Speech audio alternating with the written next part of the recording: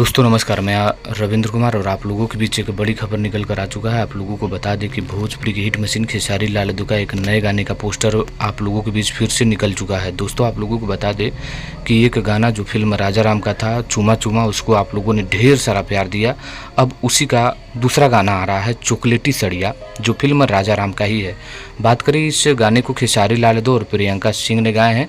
गीत की बात करें तो कुंदन प्रीत ने लिखा है और म्यूजिक कृष्णा बेदर्दी का है। सबसे बड़ी बात तो इसमें आप लोगों को बता दें कि इस गाने में खेसारी लाल यादव के साथ सपना चौहान नजर आने वाले हैं। तो ये कमाल का गाना आप लोगों के बीच राजा राम का सारेगामा हम भोजपुरी के यूट्यूब चैनल के माध्यम से रिलीज होगा। इस गाने का टीजर आज ही शाम 4 बजे सारेगामा हम भोजपुरी पर रिलीज हो रहा है।